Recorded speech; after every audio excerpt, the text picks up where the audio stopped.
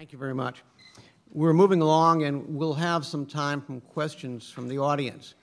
So if somebody has a question in their mind but does not have a card to write the question on, please raise your hand, and somebody will give you a card. And when you get finished, raise your hand, and they'll collect the cards. Now we'll move on to the next question. And we'll start off with Mr. Zeller. Excuse me. Oh, no. Right. Some citizens of Gainesville have studied the feasibility of changing the Gainesville City Commission elections, changing the elections from the spring to the fall to coincide with existing county, state, and federal elections. What is your position on this idea?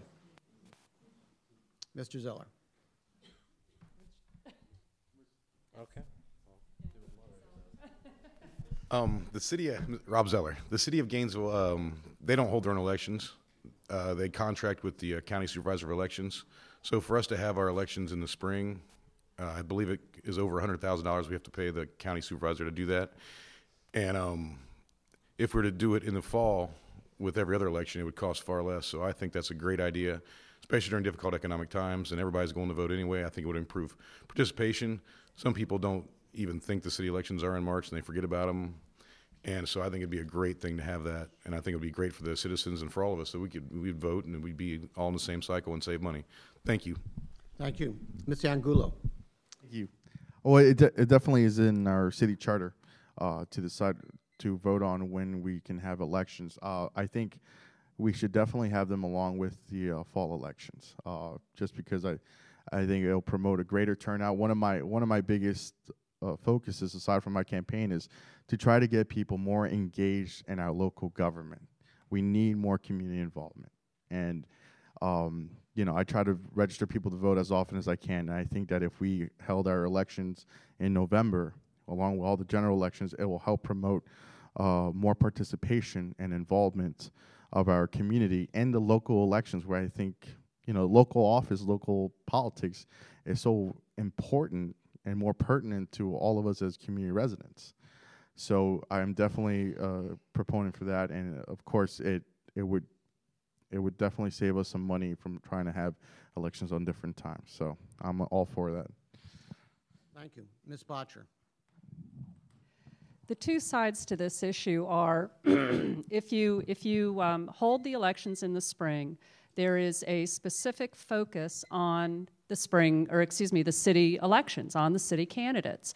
Can you imagine last fall, all the different elections that were going on, would you have the time, the resources, and the attention span? I don't know if, I know I don't, to look at everything from a presidential election on down to a city race, and then of course any other kind of amendments or referendums or whatever. The argument against changing it out of the spring elections is that the down ballot behavior of the voter in a fall election with all those different candidates and different races is that it would drop off to the same point of where you see, you know, we have a paltry, what, 10% or so average turnout in city elections. With the city elections in the spring, it gives us as candidates more time to interact with the electorate and with the voters. But at the same time, we do have to look at the cost of it. You know, I think Pam Carpenter should have a very strong, prominent voice in this, to sit down with the people who are advocating switching it one way or the other, and see what kind of a savings would it provide for the community. Frankly, I'm split on this. As a political activist for the last 7 years, I see both sides of the issue, but I do think that we need to look at the cost savings to the county. Thank you. Mr. Harnsberger. I've always supported spring elections, and I don't see a reason for a change. There are many, many ways to save money out of our city's budget, and monkeying around with our election system is not the way to do it. I think it's important to have the media's attention so that the issues that are most relevant for city voters are really getting the coverage it deserves. If we buried our elections with presidential, Senate, House, State Senate, gubernatorial, everything, you know, you won't be hearing our voice as much. So I'm very supportive of spring elections. Thank you. Thank you. The next two questions will come from you, the audience, and we'll start off with, I guess, with Mr. Angulo. Studies have shown that ample tree canopy reduces electric bills by up to 50% in Florida. Yet Gainesville has lost 10% of its tree coverage in the past decades due largely to increased road right-of-way and water retention basin developments. What would you, as a city commissioner, do to ensure future development of more, to leave more existing trees and preserve our tree canopy? So we'll start with Mr. Angulo. Thank you. Well, as city commissioner, I would definitely defer to our city arborist, because I'm sure she has more knowledge about what plans we can do to protect our trees. Because I mean, I'll be honest, that's not my area of expertise. But I do know that we have a lot of people on staff that are experts in all these different fields that we have to contend with as a city commission. So I definitely think that when the issue of development comes along, we need to make sure that we're not hurting ourselves when we have to develop on any of our green spaces or anything that would require doing anything to our trees or our environment. And I think we see the results of not having that kind of concern, just the different environmental issues that we're dealing with right now. Well, because at some point in time, no one really paid attention. So I would definitely, it's something that I would get together with our staff and the other commissioners to figure out what's the best approach for that. Thank you. Thank you. Ms. Bottcher. The neighborhood I live in, and have lived there for 24 years, has a lot of old hickory trees and oaks and so on. And last spring, I guess it was, one of the hickory trees died. We had to have it cut down so it wouldn't fall down, 80-year-old tree.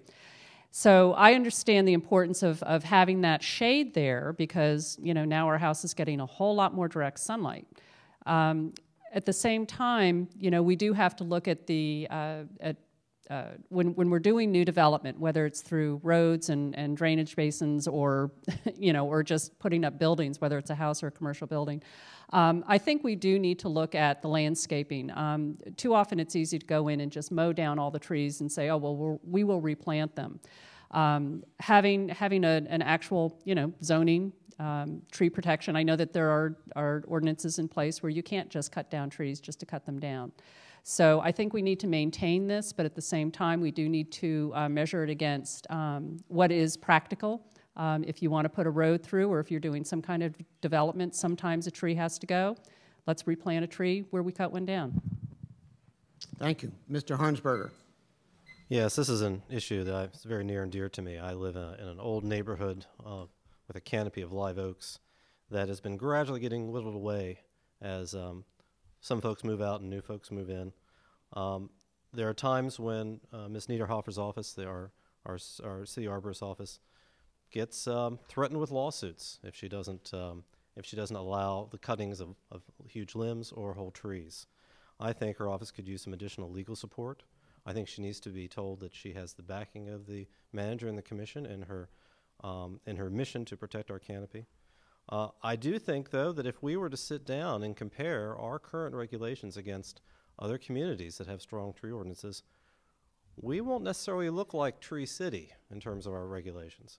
I would like to see a study done in which we look at best practices of the communities and look at strengthening our rather old ordinance.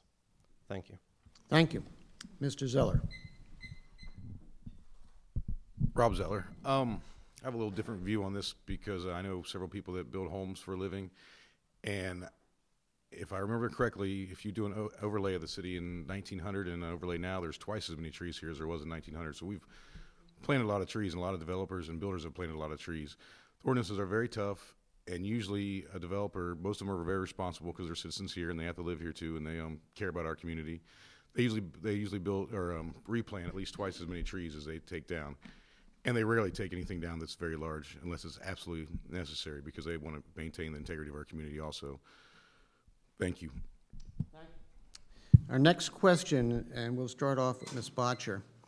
What is your opinion of the recently enacted or adopted fire assessment fee?